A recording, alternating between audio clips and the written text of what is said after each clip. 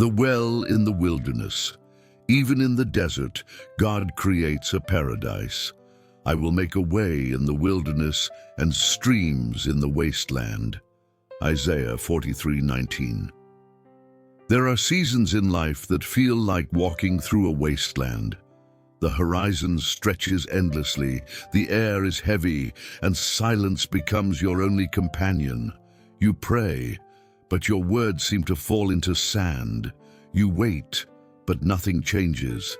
You watch dreams fade like mirages under a merciless sun. You begin to wonder if heaven has forgotten your name. Yet even in those dry and desolate places, God is working in ways you cannot yet perceive. He is the God who doesn't need rain to bring forth water, who doesn't need shade to bring relief, who doesn't need proof to keep his promise. The same Spirit who hovered over the formless void still moves over the deserts of your soul, shaping something sacred out of the emptiness. Sometimes God allows the wilderness not to punish you, but to prepare you. He strips away the noise so you can finally hear his whisper. He removes what you depended on so that your thirst will draw you toward his heart. Because every wilderness is not the end of your story. It is the beginning of a deeper revelation. The miracle of the well in the wilderness is not just about water, it's about vision. Hagar did not receive something new. She was shown something that had always been there. God did not send provision from heaven that day. He opened her eyes. And maybe that's what God is doing in you right now. He's opening your eyes to see that what you thought was empty was actually full. So if you find yourself in a dry season, do not lose heart. Look again, listen again. The well may already be beside you, waiting to be revealed. The desert that tests and transforms. Remember how the Lord your God led you all the way in the wilderness these 40 years, to humble you and to test you in order to know what was in your heart. Deuteronomy 8:2. The desert has always been God's classroom. It is the place where illusions die and faith is born, the place where what is false melts away beneath the heat of truth. When God led Israel out of Egypt, he did not guide them straight into the land of promise. Instead, he took them through miles of burning sand, where there were no shortcuts and no shade. The journey that could have lasted days stretched into decades, not because God was cruel, but because he was committed. He would rather have a people prepared than a people merely delivered. The wilderness is not a punishment, it is a proving ground. It reveals who we are when blessings fade and applause disappears. When the manna stops falling for a while, when the pillar of cloud seems distant, when your prayers echo with no reply, that is where the true condition of your heart comes into view. God does not test us to expose our weakness to the world. He tests us to expose his strength within us. In the desert, the Israelites learned that freedom is not the absence of Pharaoh, it is dependence on God. Every dawn they gathered manna, a reminder that provision falls from heaven, not from human hands. Every evening they followed the flame, a reminder that direction comes from his presence, not their plans. Each day stripped away another layer of self-reliance until their survival depended solely on the unseen. The desert will do the same for you. It takes the noise out of your life until all that remains is truth. When the job fades, when the applause stops, when your comfort dissolves, the wilderness becomes holy because it leaves you alone with God. That's when faith matures from theory into trust. Perhaps you are in that place now. You keep asking God for a map, but he keeps giving you manna. You want an answer. He gives you endurance. You long for an exit. He offers transformation. The desert is God's way of refining the gold of your spirit, burning away what cannot endure the fire, so that what remains will shine. We often want to move from Egypt straight to Canaan, from bondage to blessing, skipping the barren in between.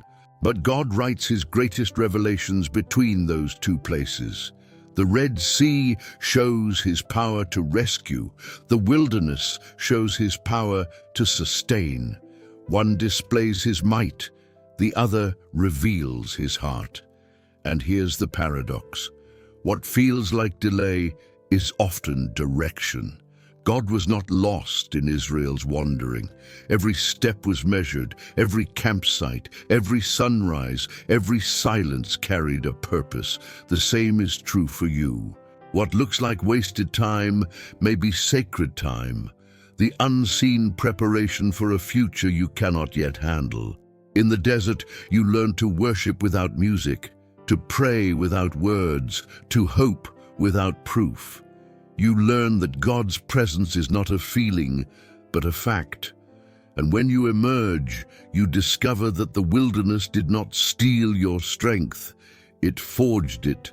When the Israelites finally crossed the Jordan, they carried something the Promised Land could never have given them: unshakable dependence.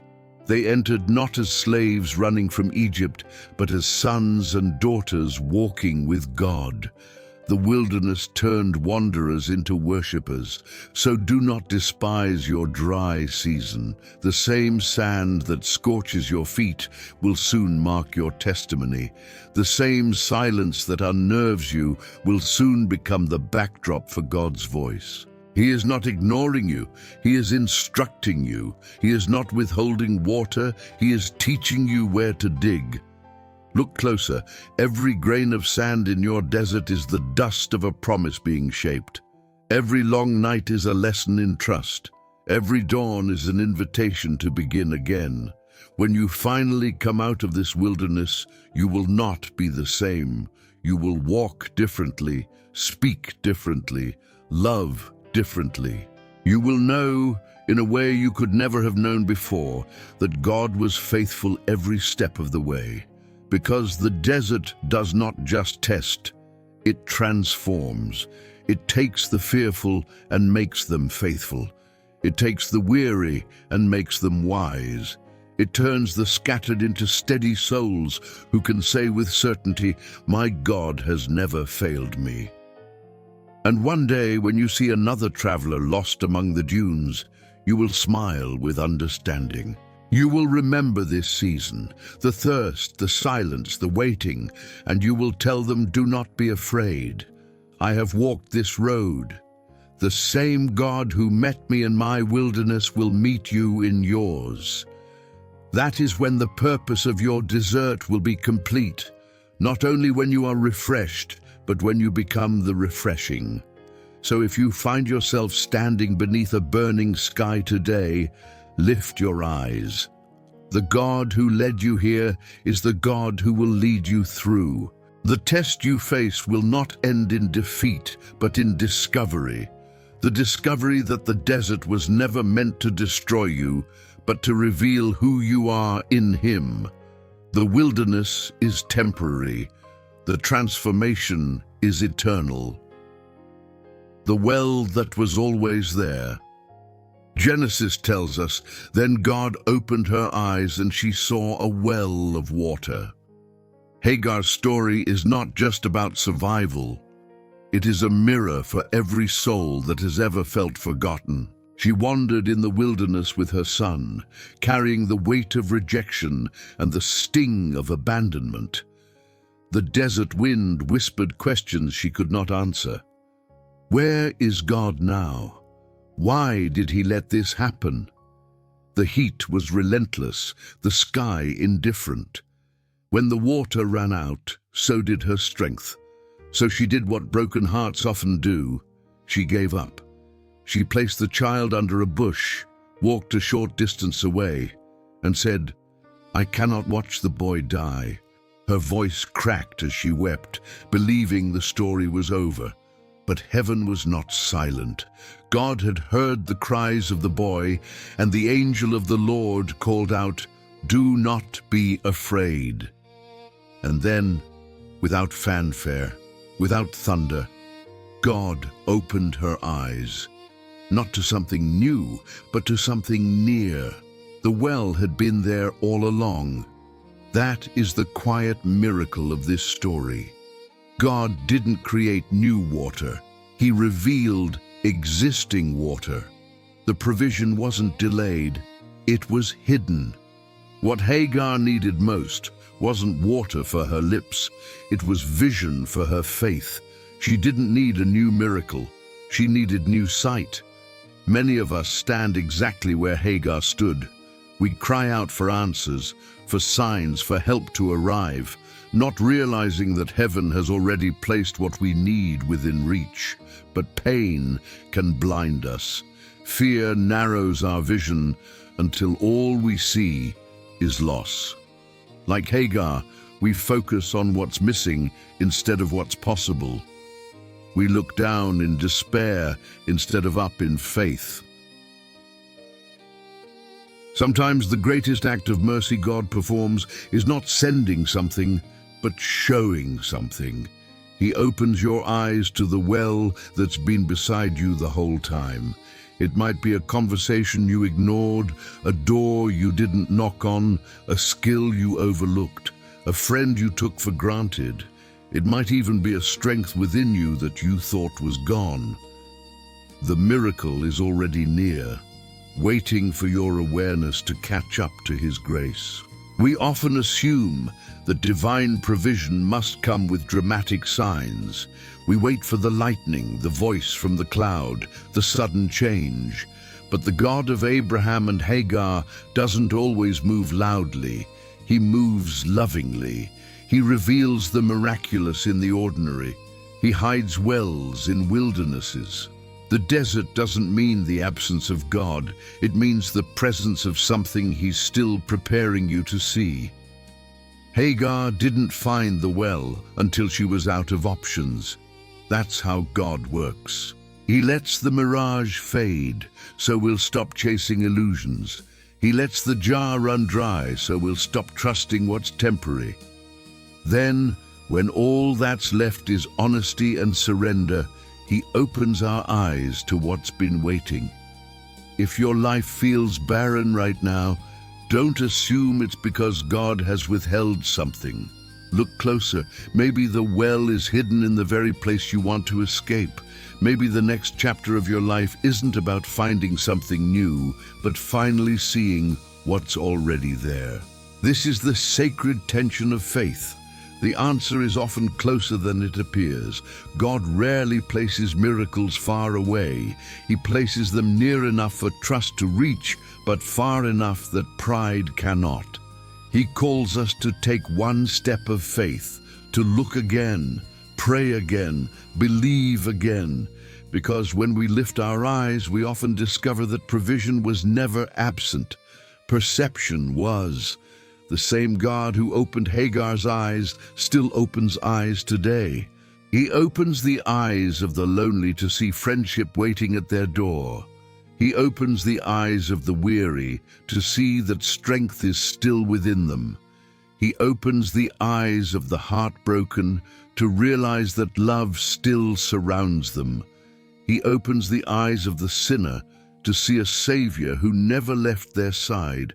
Faith is not just believing that God can, it is believing that He already has, and you simply need to see it.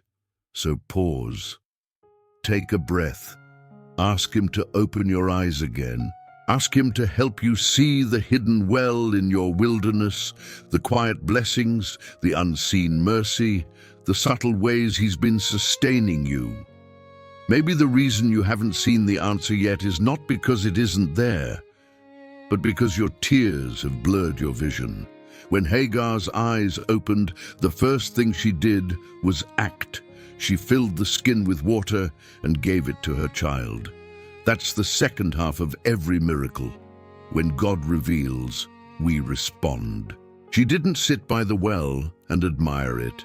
She used it. Faith doesn't just notice God's supply. It drinks deeply from it. And what happened next? The Bible says, God was with the boy as he grew up in the wilderness.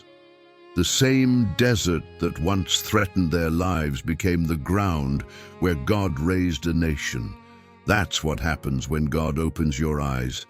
The place that once broke you becomes the place He builds you. So if today feels like the wilderness, if you've cried until there are no words left, if you've laid something precious under the bush of surrender, remember this truth. The well is already there. You don't have to create it, earn it, or chase it. You just have to see it. And when you do, your wilderness will no longer look like a graveyard. It will look like a garden waiting to bloom. Because the presence of God turns every desert into discovery. The well was always there, and now, by grace, so are you. When God turns dust into water, when the people of Israel reached Rephidim, they were thirsty again. The sand clung to their feet, the sun burned their backs, and every breath tasted of dust. Their faith, once loud with songs of deliverance, had grown hoarse with complaint. "Why did you bring us out of Egypt to die in the desert?" they cried. It is easy to trust God at the Red Sea when waters part dramatically and victory feels close. It is much harder to trust Him when every horizon looks the same, and the only sound is the wind. In that moment of frustration, God gave Moses an instruction that sounded almost unreasonable. "Strike the rock, and water will come out of it for the people to drink." Imagine the confusion. Strike a rock in a desert. Yet Moses obeyed. He lifted the staff that once split the sea and brought it down upon unyielding stone. And suddenly, from the heart of what was hardest, water gushed forth, clear, cold, abundant. Streams ran where there had been only dust. The people drank, the animals drank, and the ground itself seemed to sigh in relief. That is how God still works. He doesn't always move us away from the impossible. He brings possibility out of it. He doesn't always soften the rock. He makes the rock pour. He chooses the hardest places to prove the gentlest truths, that His power is not limited by circumstance, and His mercy can flow from the most unlikely ground. Every one of us carries a rock in our lives, an unyielding situation, a closed heart, a past that refuses to move. We stare at it and think, nothing good can come from this. But the same God who brought water out of granite can bring grace out of grief, joy out of judgment, peace out of pain. What looks solid and lifeless to you can still become the vessel of His miracle. Notice something beautiful in this story. God told Moses to strike the rock, not to reason with it. Faith acts before it understands. Obedience releases what analysis never will. Many times, our breakthrough waits on the other side of a simple act of trust. You don't have to understand how a rock can hold water. You just have to believe that God said it could. Perhaps the rock in your life is a relationship that has gone cold, or a door that has remained closed despite your prayers. Maybe it is your own heart, hardened by disappointment. You've prayed and nothing has changed. But could it be that God is asking you not to move the rock, but to strike it with worship, with perseverance, with faith that refuses to quit? When you keep showing up in faith, even when you feel dry, you are striking the rock. When you choose forgiveness instead of bitterness, you are striking the rock. When you give thanks in the middle of lack, you are striking the rock. And somewhere in the unseen, pressure is building. Heaven is aligning. The rock is preparing to break open. The miracle at Rephidim teaches us that God's supply doesn't need ideal conditions. It just needs a willing heart. He can make rivers run through rejection, opportunities bloom in obscurity, healing rise from heartbreak. The same dust that clings to your feet today could be the soil of tomorrow's testimony. Still, this story also carries a whisper of warning. Later, when Israel faced another drought, Moses struck the rock again instead of speaking to it as God commanded, and that disobedience cost him dearly. The lesson is clear. The act of faith is never about the method, it's about the master. We must keep listening. Yesterday's instruction may not fit today's moment. God's presence is living water, always moving, never stagnant. Maybe right now you feel like you've been striking and nothing flows. Do not lose heart. Sometimes the delay is the sound of the stone cracking beneath the surface. God is working in the unseen layers. Every prayer, every tear, every act of endurance is building toward breakthrough. When at last the water bursts forth, you'll understand why it had to come from a rock, so that no one but God could get the credit. He loves to draw life from what the world calls dead. He loves to remind us that His grace is not fragile, that His provision is not seasonal, that His power can bloom in the most impossible soil. Look around you. What feels like rock may actually be reservoir. The very situation that seems hardest may be hiding your next flow of blessing. God's miracles are not buried far away. They are embedded in the stones beneath your feet. So lift your staff of faith once more. Strike again, not in anger, but in trust. And when the first drop appears, don't be surprised if it turns into a river, because this is what our provider does. He takes the dust and turns it into water. He takes the impossible and makes it inevitable. He takes the wilderness and fills it with the sound of streams. And someday, when you stand refreshed beside the river that flowed from your own hard place, you will whisper with gratitude, "Only God could make water from this rock." The God who sends rain without clouds. For more than 3 years, not a single drop of rain had touched the land. The earth cracked beneath the weight of drought. Rivers became memories, and hope itself turned to dust. Crops withered, prayers grew tired, and even the prophets walked with heavy hearts. Yet amid that emptiness, Elijah stood on Mount Carmel and declared something that made no sense. "I hear the sound of an abundance of rain." There was no thunder rolling, no lightning splitting the sky, no scent of moisture in the air. The heavens were still sealed and silent, but faith can hear what the natural ear cannot. While others saw nothing, Elijah heard promise. That's how faith works. It doesn't deny the dryness, it discerns destiny within it. Faith hears rain before clouds appear, victory before the battle ends, resurrection while the tomb is still sealed. God often speaks of abundance in the very moment when lack feels loudest, not to tease us, but to train us to trust His word more than our weather. Elijah climbed higher and bowed to the ground, his face between his knees, the posture of travail, of intercession, of total dependence. He told his servant, "Go and look toward the sea." The servant went and returned, saying, "There is nothing there." 6 times Elijah repeated, "Go again." 6 times the report came back empty. That's the rhythm of perseverance, prayer that refuses to quit until heaven moves. Between each nothing and the next go again, faith keeps breathing. Because every nothing is not a denial, it's an invitation to dig deeper. The silence between petitions is where spiritual muscle grows. Then, on the 7th time, the servant said, "I see a cloud, as small as a man's hand, rising from the sea." It was tiny, almost laughable.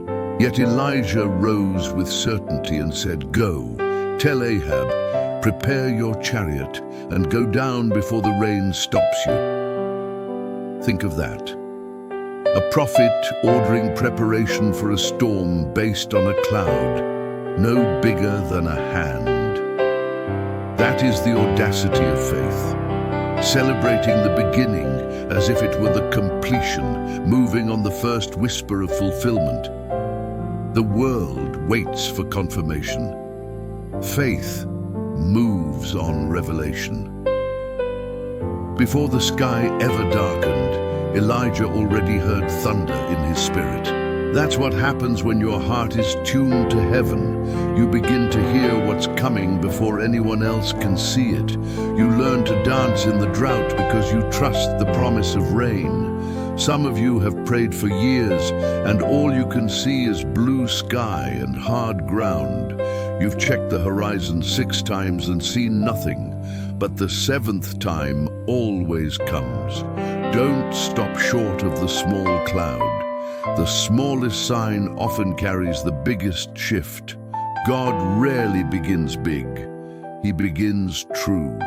Maybe your small cloud today is a single answered prayer, a brief moment of peace, a conversation that brought unexpected comfort. Don't dismiss it because it's small. Small beginnings are the fingerprints of a faithful God. Rain always starts with one drop. Notice also how Elijah didn't chase clouds. He prayed them forth. He didn't demand proof from God. He aligned his heart with God's will. That's the secret of spiritual rainmaking. Surrender, not control. The clouds gather when faith and humility rise together, and then it happened. The sky grew black, the wind stirred, and heavy rain poured across the parched earth. What began as silence ended in saturation. The land that cracked with despair was suddenly drenched in grace. That's the power of a God who sends rain without clouds. A God who speaks abundance into absence, who creates overflow out of emptiness, who keeps his promises even when the forecast says impossible. You might not see evidence yet, but faith isn't weather-based, it's word-based. God doesn't check the atmosphere before sending miracles. He commands the atmosphere. His rain doesn't depend on climate, it depends on covenant. So when your sky looks clear and your prayers seem unanswered, keep listening. Somewhere in the unseen, moisture is forming. Angels are moving. Winds are shifting. The sound of abundance is already echoing in eternity.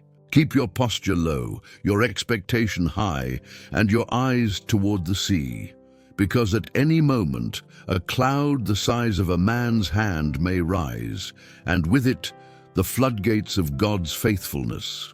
When it does, you'll realize that the waiting was never wasted.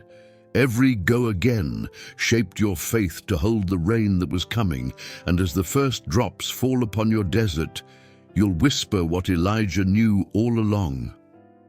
I hear the sound of rain. The valley of Baca becomes a spring psalm. 84:6 says, as they pass through the valley of Baca, they make it a place of springs. The autumn rains also cover it with pools. The valley of Baca, the valley of weeping. It was not a metaphor when David wrote those words.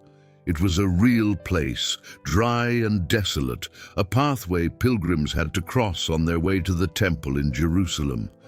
But David understood something divine. Valleys were not meant to be destinations, they were transitions. The people didn't live there, they passed through. That is the first promise of this passage. You will pass through. You won't stay here forever. The sorrow that surrounds you today will not become your permanent address. God never builds his children's homes in valleys of tears. He only builds altars there. The beauty of this verse is what happens next. They make it a place of springs. Notice that the text does not say God turns it into a spring. They do. There is something about faith that transforms suffering into strength. The very people who walk through the valley carry within them the power to redeem it. Their tears become seeds. Their pain becomes the soil where new hope grows. The Valley of Baca teaches us that God does not waste sorrow. Every tear you shed is counted, every sigh is recorded. He never ignores your pain, He repurposes it. When you cry in faith, heaven builds irrigation channels beneath your feet. You may not see them yet, but beneath the dust, water is already moving. Think about it. The springs in the valley were not poured from above. They were pulled from below. That's how grace often works. It doesn't always descend in thunder. It rises quietly from within the cracks of broken hearts. God uses what hurts you to heal you. He lets your emptiness become the very space where His Spirit flows. In Scripture, tears are never meaningless. The psalmist also wrote, "You have kept count of my tossings, put my tears in your bottle. Every drop has divine value." Some of us try to hide our tears thinking they show weakness. But in God's economy, tears are prayers that words cannot form. They are liquid faith. When you walk through the Valley of Baca with trust, your tears don't drown you. They water something new. What you thought was loss becomes life. What you thought was the end becomes the beginning of a well. Look again at the wording. They make it a place of springs. Not they survive it, but they transform it. This is the call of faith, not merely to endure suffering, but to redeem it, to stand in a dry valley and decide that what the enemy meant for harm will become a source of refreshment for others. Maybe right now you are walking through your own Valley of Baca, a season of disappointment, loss, or silence. You wonder if you'll ever feel joy again. But you will. The same God who allowed the valley will fill it with water. The place that once made you weep will one day make you worship. God's people are not exempt from valleys. They are carriers of springs. Wherever they go, life follows. The presence of a believer should change the atmosphere of a place, turning despair into hope, chaos into peace, barrenness into blessing. When you walk through pain with God, you leave puddles of grace behind you. This verse also tells us that the autumn rains cover it with pools. That means after your tears fall, God sends His rain. Human sorrow invites divine refreshment. Heaven responds to honesty. The tears you release in faith create room for God to pour Himself in. The valley you feared becomes a reservoir of presence. One of the quiet miracles of walking with Christ is this: the places that once broke you become the places others come to drink. Think of Joseph, who was betrayed, imprisoned, and forgotten, yet his story became the well that saved nations. Think of Ruth, who lost everything but found redemption in the very land of her grief. Think of Jesus, who turned the hill of His crucifixion into the spring of our salvation. That is the power of the Valley of Baca. God doesn't remove the valley, He redeems it.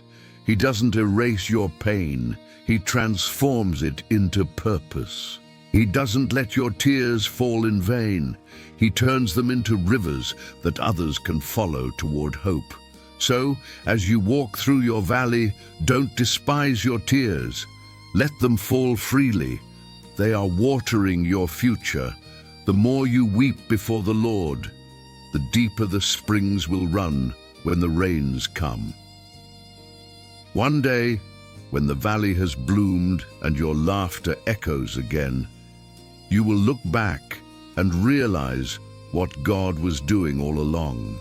You'll see that every step, every cry, every prayer in the dark became part of a story that could only end in grace. And then, when you meet someone else wandering through their own Valley of Baca, you'll know exactly what to say.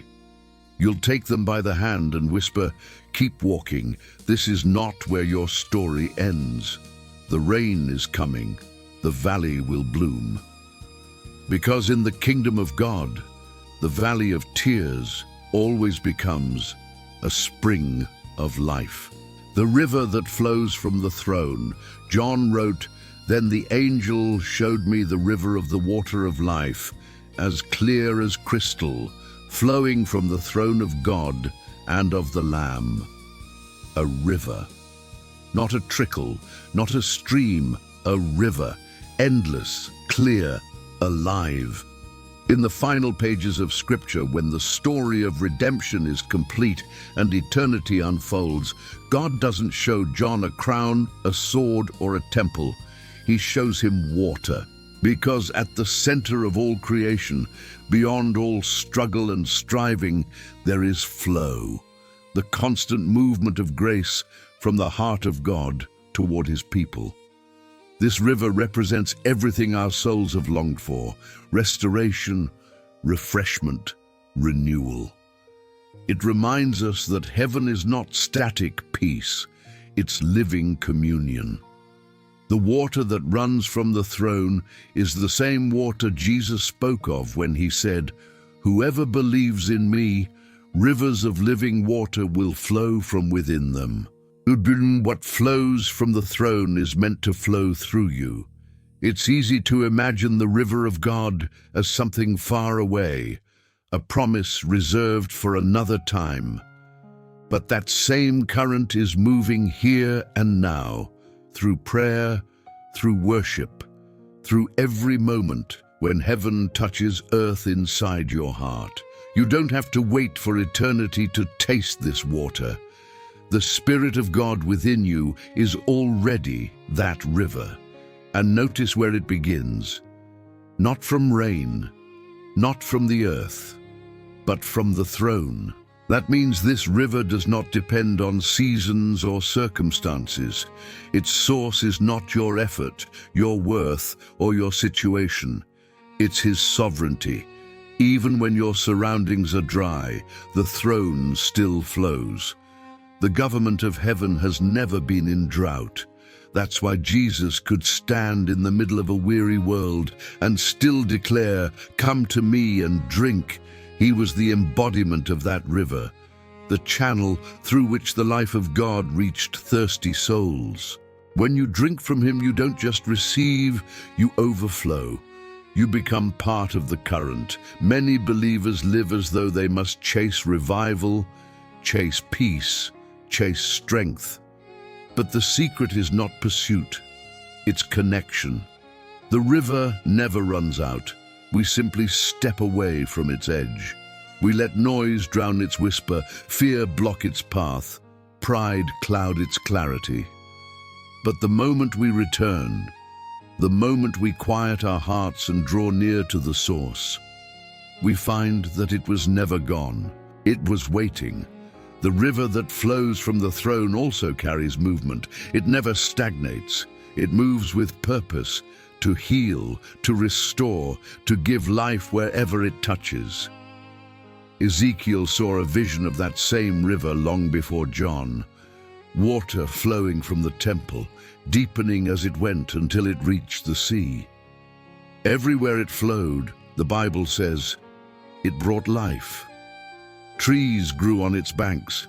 Fruit appeared every month. Even the salty sea became fresh again. That's what the presence of God does. It heals what nothing else can. When His Spirit flows through your life, bitterness becomes sweetness. Dead places begin to live again. The salt of regret turns into the flavor of grace. The places you once thought beyond repair suddenly bloom with possibility. And just as the river in Revelation flows from the throne, so must our lives flow from surrender. The throne is not just the place God sits, it's the place where we kneel. When we submit our will, our desires, our plans, His flow finds no resistance. The more we yield, the stronger the current becomes. Maybe you felt spiritually dry lately. Maybe prayer has become routine, worship quiet, your soul tired. That doesn't mean the river stopped flowing. It means you've stopped drinking. The invitation still stands. Come, all who are thirsty. Not once, but daily. Drink again. Drink deeply. Let that living water cleanse your worry, wash your guilt, revive your joy. This river doesn't just flow to you, it flows through you. The Christian life is not a reservoir to collect grace. It's a channel to release it. Every time you forgive, you release water. Every time you encourage someone, you release water. Every act of kindness, every quiet prayer, every selfless moment extends the river's reach. The throne flows through human hearts surrendered to divine purpose. And the beauty is, the river grows wherever it's shared. You will never run dry by giving. In God's kingdom, the more you pour out, the more He fills. That's how heaven's economy works. Generosity keeps the current alive. So picture it now, that river, clear as crystal, flowing endlessly from His throne. Hear its sound in your spirit, steady, unbroken, eternal. Let it remind you that the same water that refreshes paradise is the water that runs beneath your soul. It doesn't matter what drought surrounds you, the throne is still flowing. It doesn't matter what you've lost, the source still stands. It doesn't matter how many times you've failed, grace still moves toward you like a tide that never turns back. You are standing in that current even now. Let it carry you, let it heal you, let it flow through you until every dry place in your life begins to sing again. Because the river that flows from the throne never stops. It began before time, runs through eternity, and right now, in the quiet of this very moment, it's flowing through you. From desert to Eden, Isaiah 51:3 declares, "The Lord will surely comfort Zion and will look with compassion on all her ruins. He will make her deserts like Eden, her wastelands like the garden of the Lord. Joy and gladness will be found in her, thanksgiving and the sound of singing." There is something profoundly hopeful about that promise. God making deserts like Eden. It is more than poetry. It is prophecy. It is a portrait of restoration that only heaven could paint. Because only God can look at a barren land, a burned-out soul, a broken dream, and still see a garden waiting to bloom. Eden was humanity's first home, the place of perfect communion between Creator and creation. In Eden, there was no thirst, no fear, no separation, only the rhythm of peace and the fragrance of fellowship. But sin scattered the garden. Humanity left paradise carrying the ache of something lost. And ever since, God has been in the business of bringing Eden back, not as a physical place, but as a spiritual reality. So when God says, "I will make her deserts like Eden," He isn't promising geography, He's promising transformation. He's saying, "I will take the very places that dried up in your life and make them fruitful again. I will breathe over your ruins until they bloom. I will turn your mourning into music." If you've walked through a season of desolation, you know how endless it can feel. The soil of your heart becomes cracked from disappointment. Prayers seem to evaporate before reaching heaven. Hope feels like a language you've forgotten how to speak. But then, in the silence of your surrender, something holy happens. A small sprout pushes through the dust. Life begins to whisper where death once shouted. That's God's specialty. He doesn't replace your desert. He redeems it. He takes the same ground that witnessed your pain and makes it the birthplace of praise. He doesn't erase your past. He waters it until beauty grows from it. This is the economy of grace. Nothing is wasted, not even the wilderness. When Isaiah spoke those words, Israel was living in exile, a nation stripped of comfort, scattered across foreign lands.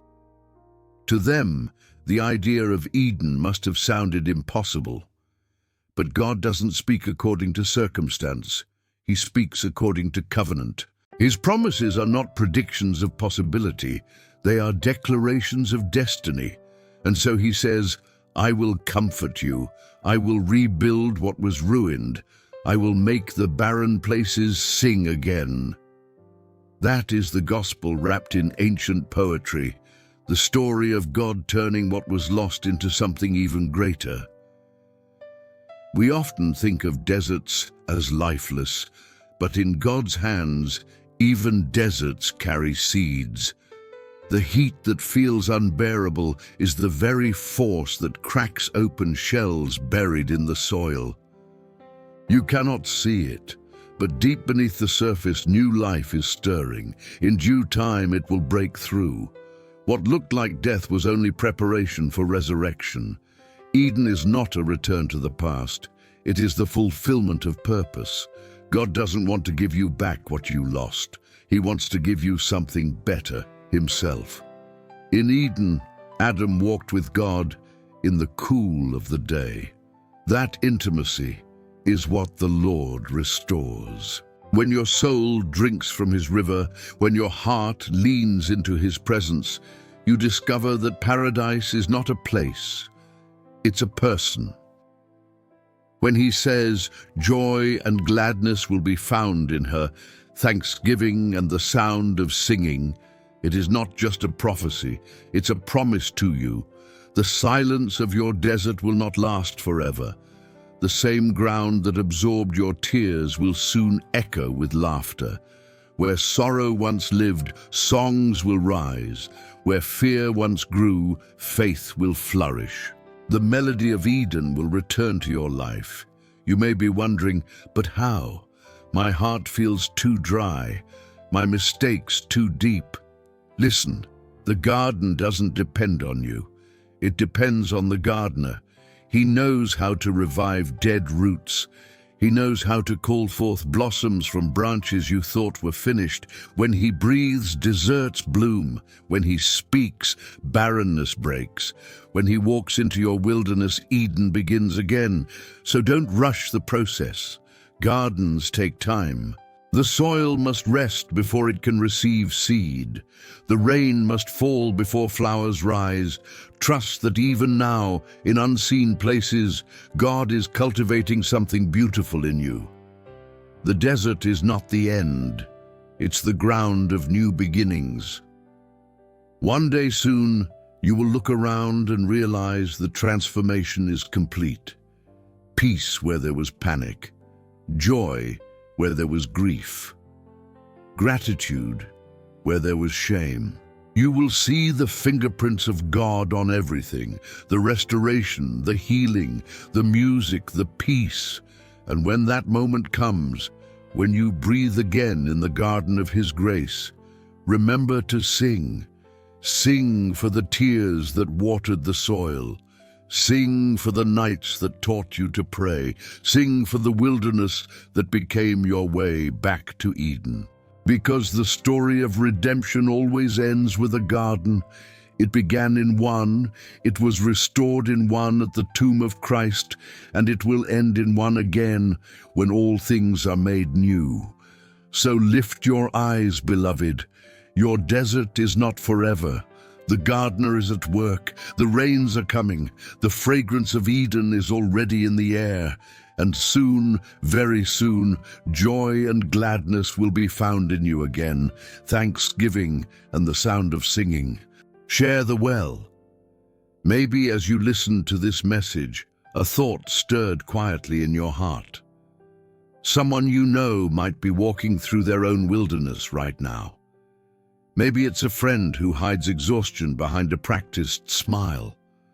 Maybe it's a family member who seems strong, but hasn't said out loud how dry their soul feels. Or maybe it's a stranger whose eyes you meet for only a second. Yet something in you recognizes the thirst behind that glance. You see, God never pours his living water into us just to keep it contained. The well he opens within you is not meant to be a private spring. It's meant to overflow.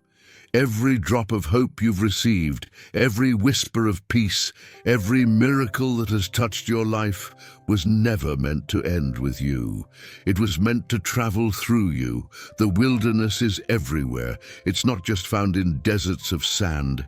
It's in hospital rooms where silence feels endless. It's in busy cities where thousands walk together but feel alone. It's in marriages where words have dried up. It's in the hearts of teenagers scrolling through endless screens, searching for meaning. The wilderness wears many faces, but the well, the same well that God revealed to Hagar, still waits to be uncovered in every one of them. You might be the one God chooses to help reveal it. Sometimes your story becomes another person's map. The way you survived the heat, the way you found water when everything around you was dust, those memories can guide someone else to their own miracle. Don't underestimate the quiet power of your testimony. A single sentence spoken with sincerity can open eyes that have been blind for years. If God has refreshed you, refresh others. If he's comforted you, comfort others. If he's carried you through your desert, walk beside someone still wandering in theirs. This is how heaven multiplies its miracles, one heart pouring into another.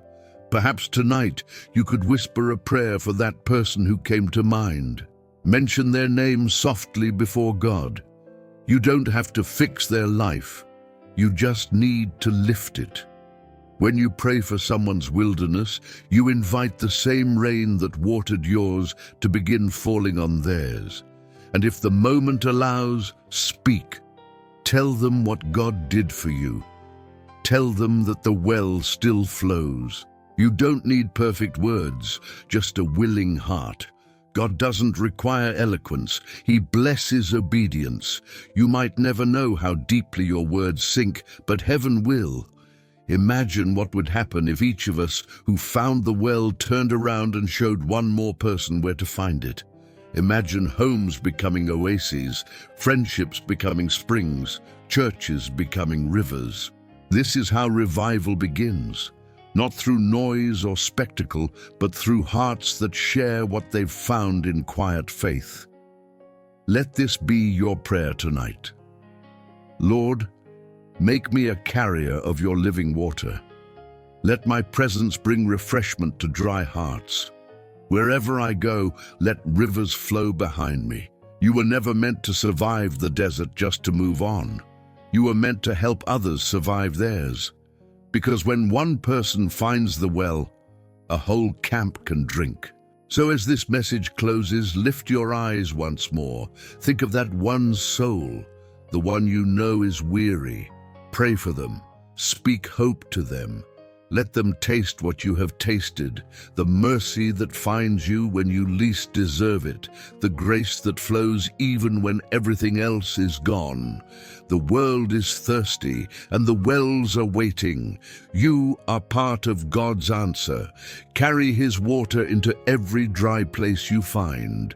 Let your compassion become a current, your words become a stream, and your life a river of living grace. Because the story of the well in the wilderness didn't end with Hagar. It continues in every believer who dares to share it. It continues in you. So go. And wherever you find someone wandering through their desert, tell them this truth. There is a well. There is still water. And in Christ, even the wilderness blooms again.